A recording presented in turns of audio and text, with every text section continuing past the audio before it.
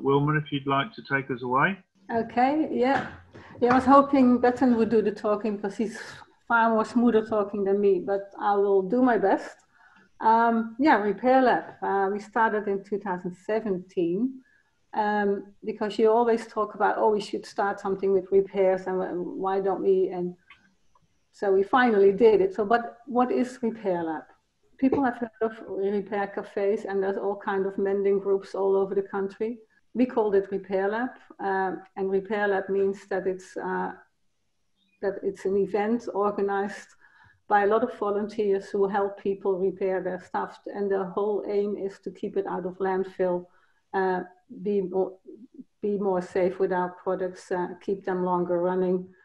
So it's the whole beneficial environmental thing in it as well.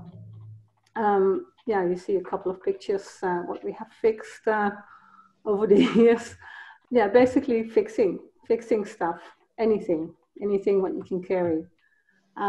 What we have done so far, we started in 2017, and I'll tell a little bit more later on, but we started at the end of the year. So we had two in 2017, six repair labs in 2018, and another 7 in 2019. And then there was a full year planned ahead for this year, but everybody knows what happened. COVID. So we only had one last month in Mosman Park, and the second one, because WA is COVID-wise very healthy at the moment, so people are not afraid with the closed borders. So we have one in Vic Park this Sunday, and so we have quite a few running. It's not a monthly event like people who are familiar with the repair cafes. We do it whenever we have a venue, or whenever there is an event where we fit in. What do we fix? Anything. We have people sewing clothes, mending manual, like even socks came in, jewelry, electrical stuff, bicycles. We have a whole box of glues. We do anything what you can carry in. I think a washing machine is too big, but anything smaller than that. We have done big screen televisions, furniture, lots of stuff. So here you see a couple of people at work, and this particular Andy was working on a beautiful vintage film camera. So you see a lot of interesting stuff coming by as well, because people have a product where they value for emotional value, what they want to have repaired. So what is the outcomes? Lots of repairs, of course. So we keep a lot of stuff out of landfill, reduce CO2 emissions. The last one I had contact with via the O2 group, the Global Circular Economy group. There's the Repair Cafe in England. They have a calculator, how they can calculate how much reduced CO2 emissions you have done by the repairs. And we did, I lost quite a high number last time, so it was good to see. We hope to change mindsets, that people look again at their product and say, hey, can I fix it, instead of buying a new one and checking it out. We share skills, so people who have never touched a sewing machine, that they can see how easy it is, and some people are interested in learning.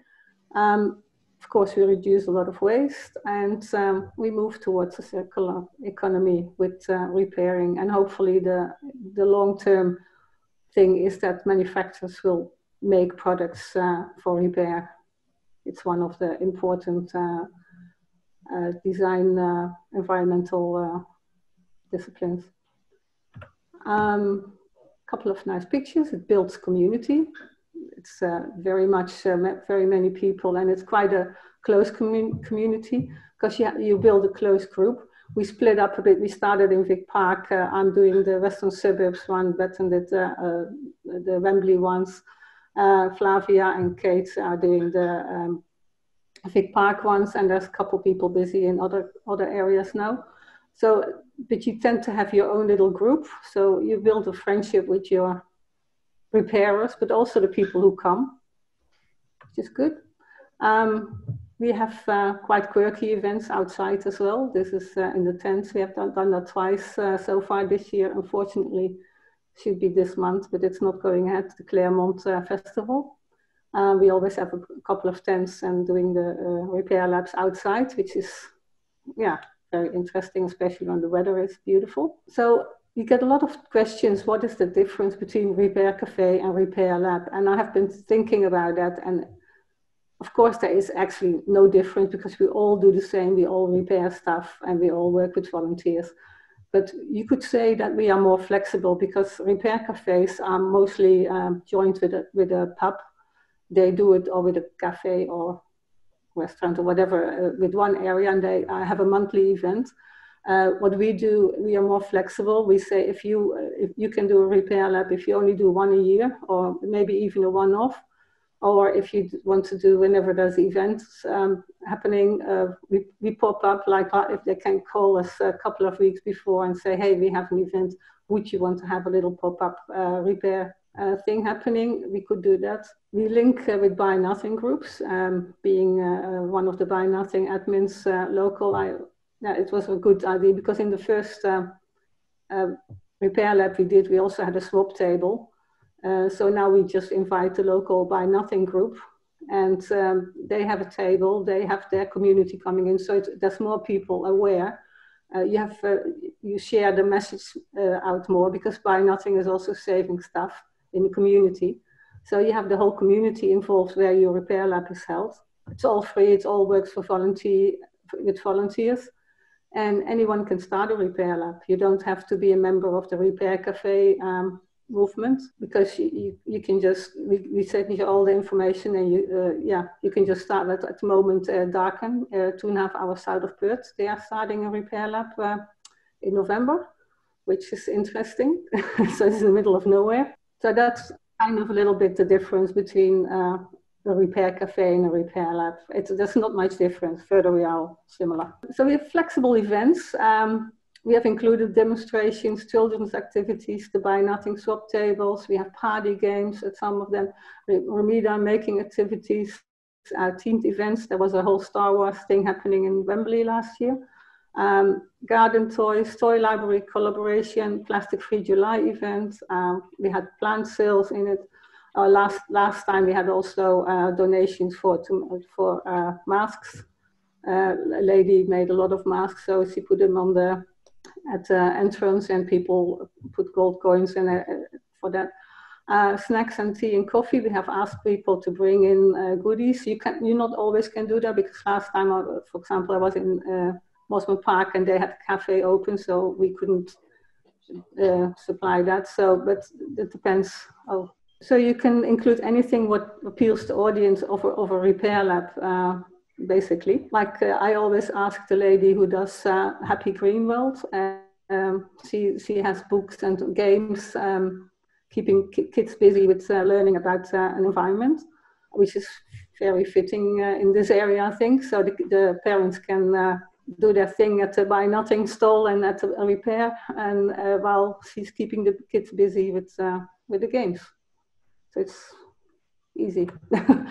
The swap table, what it was, and now the Buy Nothing groups. So they're very happily sharing all the stuff. Yeah, and sometimes, or most often, they find something which is broken and it will be repaired as well. We had demonstrations as well. People showing how to, for example, shorten jeans. Michelle showed how to clean or service your sewing machine. She was using mine, and you can see on the picture there how dirty mine was because I never did it. So a good example. And also Stein showed how, tips for bicycle, which was very happy. A lot of people liked this. And I think the guys in Vic Park had done that as well, demonstrations on basic things. A few photos for the paper, the local paper with the mayor. And Bethan and me here on the right. Okay, my story. Why did I start Repair Lab? Oh, I started with Flavia because I was talking about it with the Earth Carers for a while.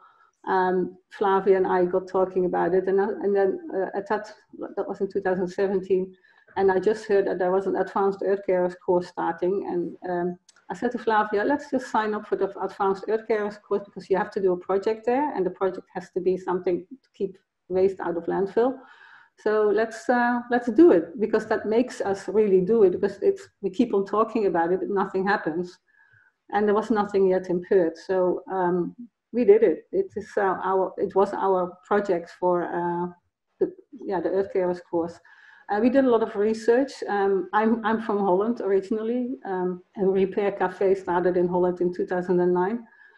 But you have to have money. you had to pay to be a member of Repair Cafe. We didn't have a budget, so we said, okay, we don't like the logo of Repair Cafe anyway. Being a designer, my background is industrial designer. So we started our own. So I talked to people from Melbourne and Tasmania about mending groups. I got a lot of information. I got information from the Repair Cafe websites, talking to Dutch people. So we started formulating our own, where we would go. Flavia had contact with Enkel, and they sponsored the venue, the mini lab in Victoria Park. So hence the name Repair Lab. We put social media, we put out to our friends, family, far and beyond, like who wants to volunteer, who has skills. Now, before we knew, we had a whole club of people we never heard of, interested in volunteering. So that was great. We also put the word out, bring cakes, bring goodies. We provide coffee and tea. We went to Bunnings and said, hey, Bunnings, we are doing this. So Bunnings gave us a bit of tools and glues and stuff. So we had a whole thing going, and it was huge. It was, we got an interview with SXPR and went in the paper, the local paper. So when it was on, it was busy. It was bubbling and zooming. There were so many people coming, and it had a very good vibe. So we said, okay, it was just a test for us. We didn't know if we would ever do one again. But a month later, 2 months later, we did again. It was summer, but it was less busy. So we figured out summer is our time that we don't do anything. Summer is enjoy hot weather. So we do events from spring, autumn, and winter, and skip the summer. But since then it has been growing. Bethan came in. She wanted to start something in Wembley, and was also looking in. Yeah, that's Bethan's story, by the way. So I'm stopping with my story. So maybe Bethan, if you have your voice a little bit. I'll try. Thanks, Wilma. You've done a great job explaining the background and everything about Repair Lab. So when we were talking about this, we said it would be useful to have someone talk about what it's like to come in as a new person to start a Repair Lab.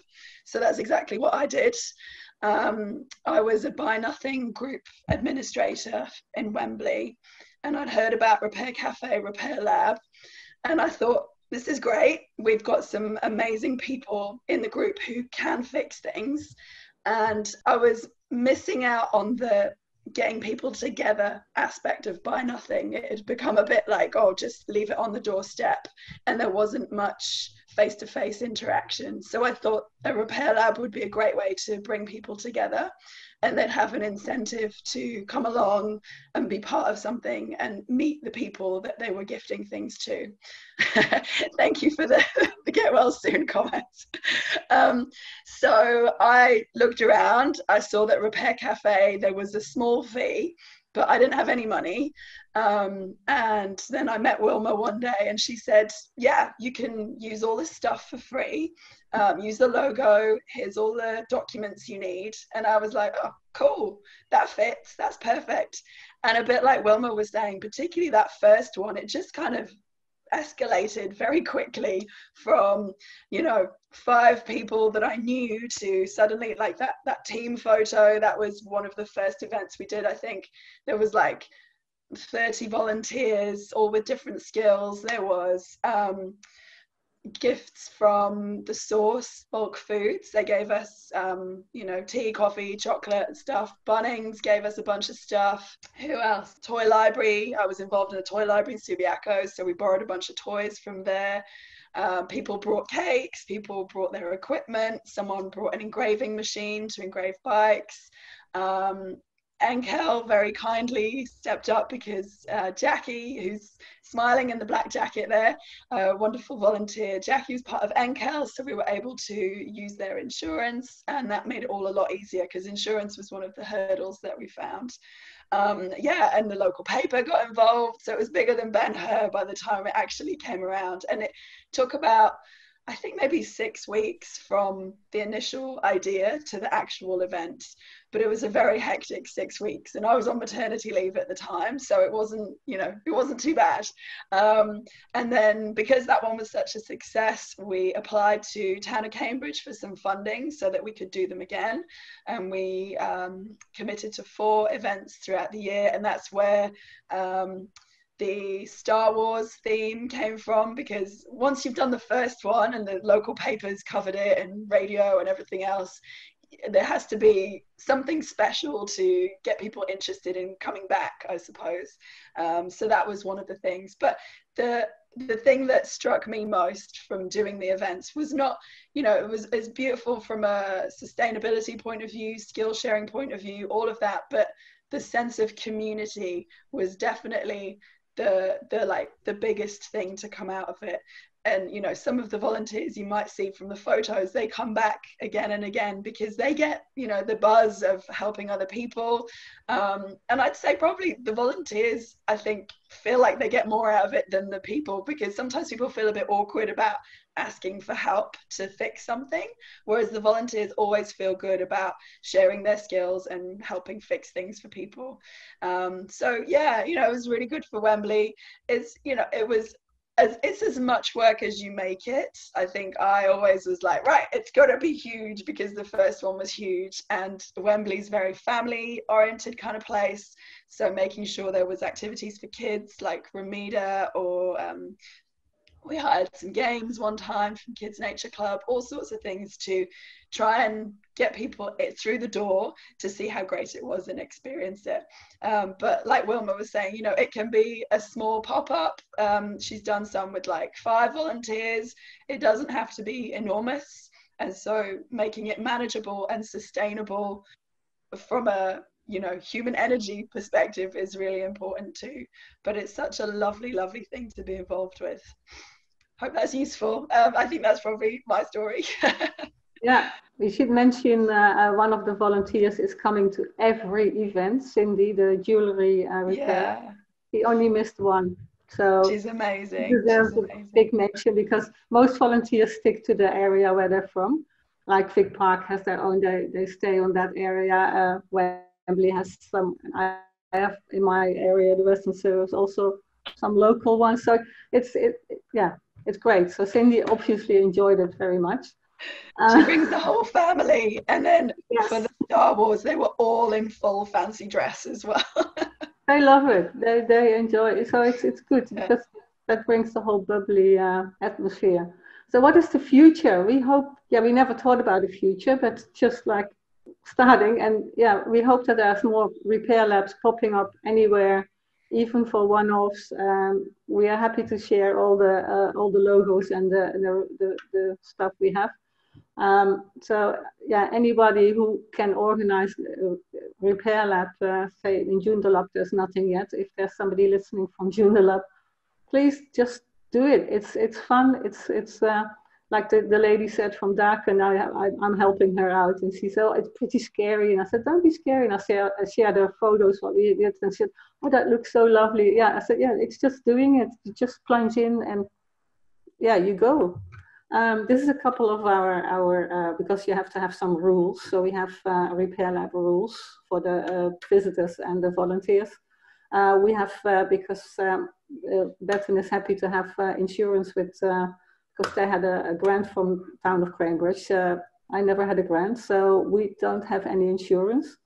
The money the little bit of donation money we have, we put into buying new glue and other materials, threads and stuff, but also morning tea or afternoon tea for the volunteers. So we work with waivers. This is an example in the middle of a waiver, what every person who has something to repair has to sign. So they basically sign that they don't they don't make the volunteers responsible if something goes wrong. In all the repair labs we have done, we had never any problem as far as I know of. Only happy people, very very pleasant. So hopefully that's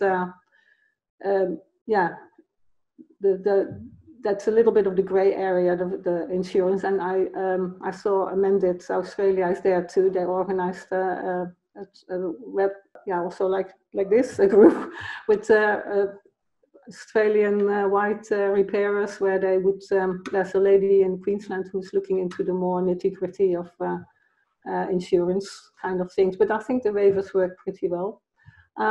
There's always people who don't have social media, because we do most stuff with social media, Facebook, Instagram. So we also make posters. Like on the left, you see a poster I made for, is this the one for Mosman Park, I think? Oh no, this is no, sorry, this is not the poster for Mosman Park. This is the, I went to the library, there was the volunteers talk at the library. Lots of libraries have volunteers information sets, and there's people who look for volunteer work. So this was, I made this brochure for if they could give out to volunteers, potential volunteers with us. So if you ever want to start your own repair lab, we have all the information. I put down, by the way, also a couple of logos with a different style, like somebody in Fremantle. I don't think they are using the logo now, but there's a repair hub in Hamilton Hill. They call themselves Repair Hub, and I said you can use our logo so we can have a little bit of recognition. Cindy, the repair girl, she's doing a market stall for her advanced earth carers course. So she said, "Can I use the Repair Lab logo?" I said, "Like, go ahead." So you just make it pink or whatever, because then it's recognizable. Why not just share it? Our whole aim is to keep stuff out of landfill, so sharing is caring. Now here's the glue box, just a few pictures. I think this would be Cindy with creating some jewelry or fixing some jewelry. My husband always keen to help me here with the bicycles. And Andy, I think. So there's some photos of volunteers having a good chat while they were repairing. Yeah, pictures. I think this is the end. We are on Facebook. You can find us on Facebook, Instagram. There's 2 Instagrams, as Wembley has their own Instagram as well. We have an email. I also set up in the beginning a free website, but it's a long, you really have to know the address, so I skip it now.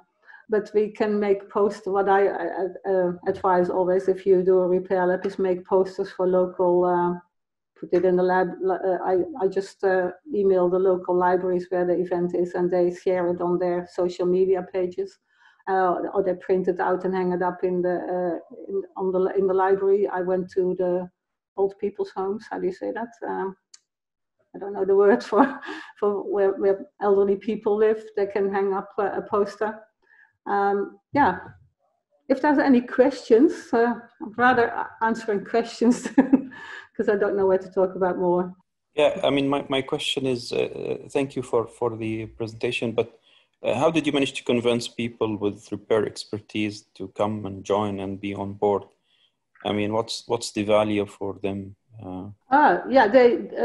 There's goodwill. People were very eager to join. People with all kinds of skills. We just had it on Facebook asking the people, hey, do you have skills? Do you know anybody with skills? We had we had a couple of nice, very elderly people. We had some young blokes from just barely 20. The oldest lady who's helping in our event is 91. So they just they're just happy to share their skills and happy to come. There's no they're not asking for. I don't know what you mean, but they're not expecting. I think they enjoy it. We do 2 hours events. I think Victoria Park is coming up on Sunday. They do a 3 or 4 hour event, I think. Yeah. Okay? Yeah, from 11 until 3. Hussein, so I am CEO for Galactic Cooperative, and our main what our main business does is repair and service scientific equipment. So as a cooperative, we have we also have I don't know what the word is, a connection with community. And when Repair Lab came along with Wilma and Flavia, it just matched values so well that we were able to just volunteer our time as a business to help with any of the electrical things that needed to be fixed. Great. I think it depends on the ethos of the business and the value match of the people and the business as well, whether they become involved. You just volunteer your time, because what a buzz to be part of it. It's really lovely. And for every new employee that we have come on at Galactic, it's just part of what you have to do. We are part of Repair Lab.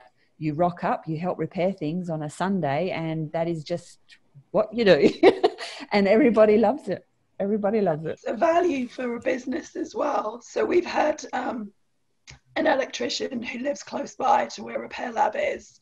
And because he participated, he met loads of people in the community. And I know, for one, getting these lights in here, I didn't even have to think. I just went, oh, Mitch, I know Mitch.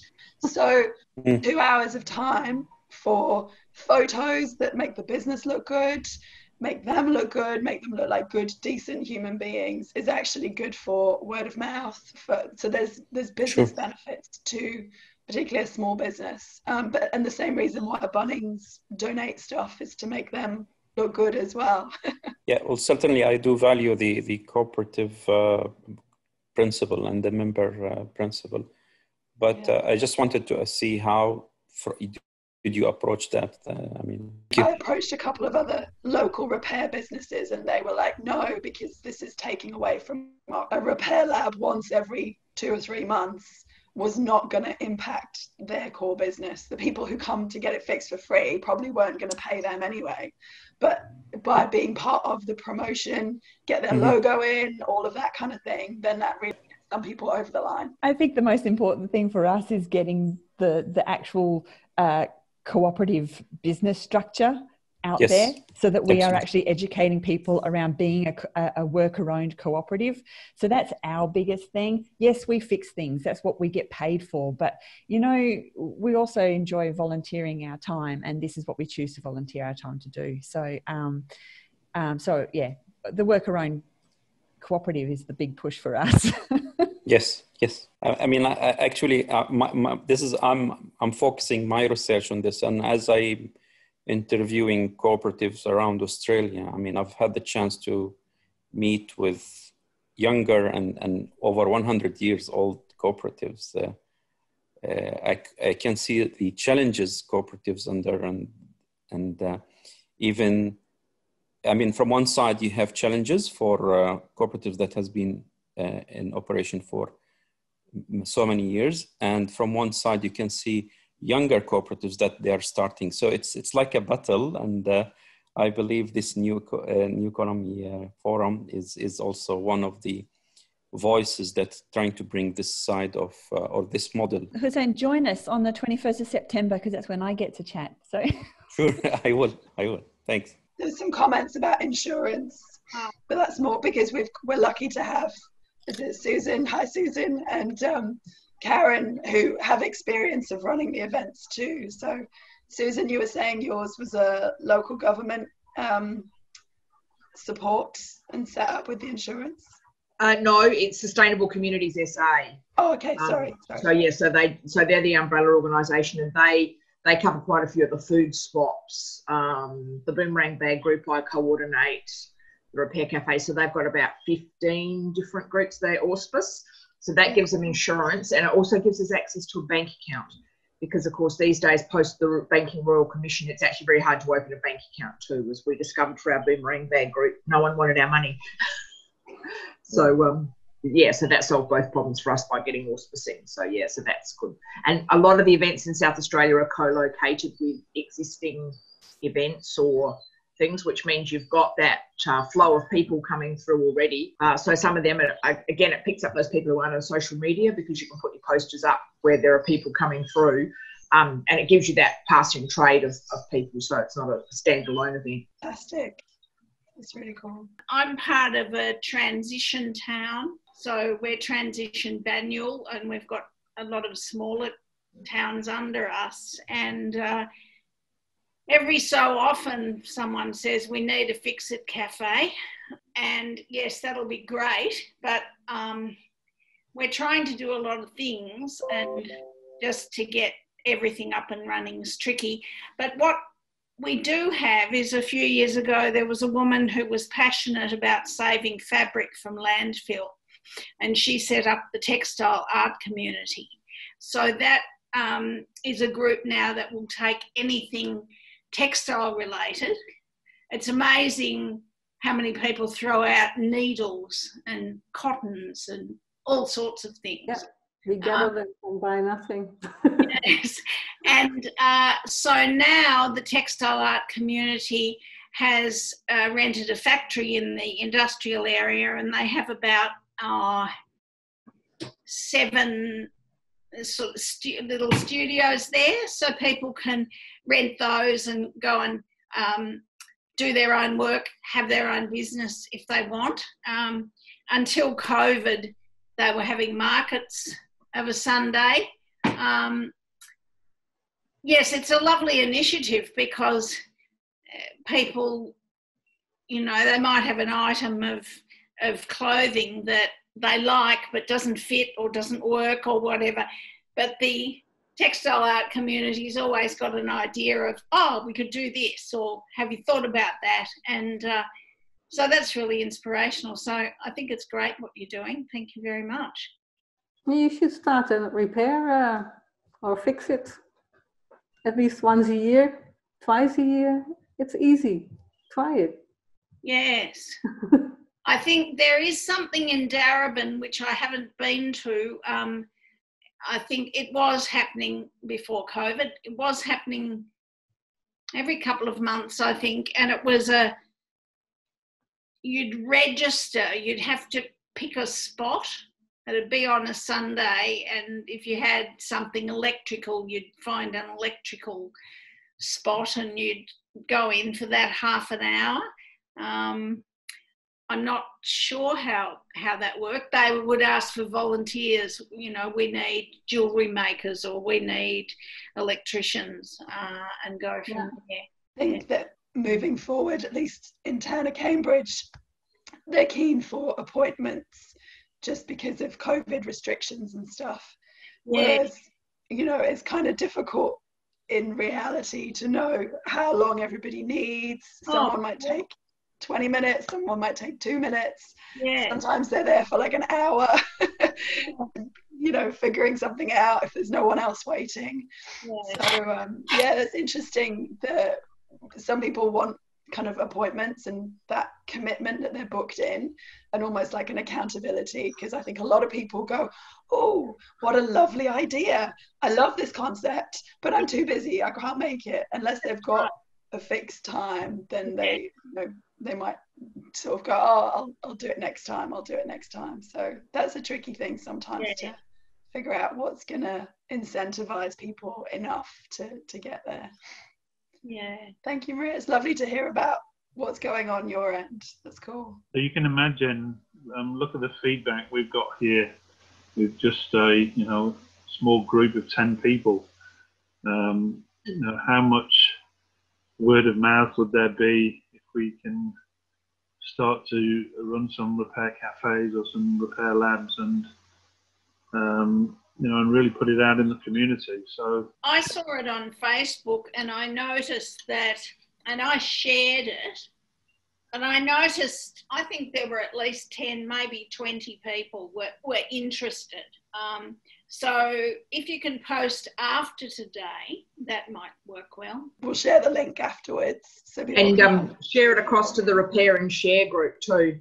Yeah, cool. That'd be great. But yes, when Adam puts the links up, you know, please share away, you know, across all of your networks, and maybe let's try and ask people to report back in on the new labs that have been created or the new cafes that have been created. That would be wonderful to keep track, and especially if we can link it into NENA Australia. So you come through to the NENA Perth Hub webinar series, but we're part of NENA Australia, which has a number of sectoral and geographical hubs now. So the more we share, the more people will understand that what we're doing to build this new economy is, it might seem quite isolated and in little pockets, but we do have an overarching umbrella there with NENA Australia, who will have their conference again this year in November. We've decided here in Perth to have an unconvention, because we like to be unconventional, but it will be live streaming that conference as well. So now you've found a way here, look up, I think there was a link put up, Adam, you put it up, didn't you, in the chat, to NENA Australia. Make yourselves familiar with them as well. One of the things I found with establishing Campbelltown, because our first repair cafe is next weekend, is that a lot of people are keen to see a live repair cafe before they make a commitment. So if there's one in your geographic area that you can take people to see, that sort of gives them a bit more confidence, because then they can talk to people and see it running. There's often spies come along and you'll say, what did you want to get fixed? And they're like, oh, nothing. We've just come to have a look. We're from such a council, or I work at this library. I just want to see what happens. And they'll take a flyer and, go off, and we may hear from them. We might not, I think a lot of people sit on it for a while before they get brave enough to do something. Yeah, I had a guy from the churches, the diaconess or something, over reaching church thing. So he wanted to have the churches doing something. So he was also the same questions. How do you get the volunteers? But it's good to show them around and show them how it goes, to see how it's actually very low key. We all there and enjoy ourselves. And So again, if contact your local council, they now have two departments there, an economic development department and a community development department. And you could send a message to both of them with links to repair labs, because they don't talk internally. So some do, but most don't. So, feel free to just contact your local council and at least make them aware. I've found that they've become a lot more receptive since COVID has happened to any community type initiatives, as long as you're obviously following the protocols for your particular area. The councils are always looking for, for things that they can talk about in mind, which just happens to be City of Joondalup, which was mentioned. So they now have a community development officer who's set up a certain section of their website to promote all of the community organisations. So, go and be the champion in your area for repair labs, please. Yeah, it's worth mentioning when we got money from the council, it was the community department, community development, but sustainability officers were very supportive. There just wasn't a sustainability grant at the time, but they would do the printing for us. So actually, council prints. Yeah, so we saved a lot of money for printing that we'd put in the application. So we were like, oh, where do we spend this money now? Because the sustainability officers were printing that. And like you were saying, now Town of Cambridge also has a place development officer. So something like that also might support this. And we've mentioned like Transition Town, Boomerang Bags, all these other organisations that have crossovers that, might maybe not support, if they can't support financially, they might support in terms of promotion or volunteers or time or whatever else. Venue, yeah, exactly. I've done the trail. Yeah, pretty much everyone gave us a discount on what we'd quoted for the original grant, so that's why we were like, oh, okay, let's get a workshop, let's buy extra cake. Fantastic. All right, well, I'll make a commitment to you that I will follow through with City of Joondalup, and we will have a repair cafe happening there ASAP. Awesome. We'll all come and celebrate. Help you cut the ribbon now. Fantastic. Anyway, I'm very mindful that we are, 45 minutes in. Is there anybody who wants to have some closing comments so that we can obviously leave on time? Most people have spoken. Diane, you haven't spoken for a little while, but I know you can talk. Well, yes, I can talk. No, it's all been very interesting. We actually in February this year had a sustainable living pop-up day, and it was mainly to promote our sustainable living series of different activities that we were going to present during the year. And it was such a success. It was just crazy. We had like hundreds of people turn up, and during that we also had the boomerang bag people. We had some people that came in to show how to upcycle clothes or mend clothes, or we had the repair sort of people that came in from the community. We had the emergency relief place that had their they've got a little op shop in the area to try and get some money and to recycle the clothes as well, and so all of those came along as well, and it was just so successful, and so many people are actually desperately wanting to know how to get involved in sustainability. So I think it's been really interesting and very helpful what you guys have been saying and putting together. And I would love to be able to use your logo and your brains and everything else to promote that at our library. And it's a good thing for me to use the library because, hey, I can use their insurance and their rooms, and I might as well make the most of it while I work here. So it's just been great. It's been fantastic. I was always a bit worried that, you'd have to have some sort of license or something or other. It was also, hush hush, or as you said, with some of the repair cafes, some of them don't really want to sort of get involved, or I don't know, but this is fantastic. I'm really thrilled about this. Thank you very much. I've put an email down, Diana, so if you want to send me an email, I can share some of the information if you want. Yeah, I was thinking of doing that. Thank you so much. Okay, I see a question here about Saturday and Sunday events, or what time. We mostly do stick to the weekends because volunteers have time in the weekend, but we have also done with a senior group in Mount Claremont on a Thursday, the meetings then. You get different public coming during the week than when you do on Saturday or Sunday. On Saturday also you miss the people who have kids who go to sport. Apparently that happens on the Saturday. So it's always, you have to weigh and see when you get the venue and what is the best time to get in. So yeah, we do it on diverse times because now the next one is on Sunday. The last one we did in Mosman Park was on a Saturday. So it's good to make it a bit flexible if you organize repair labs. We have tended to hold ours at a local pub.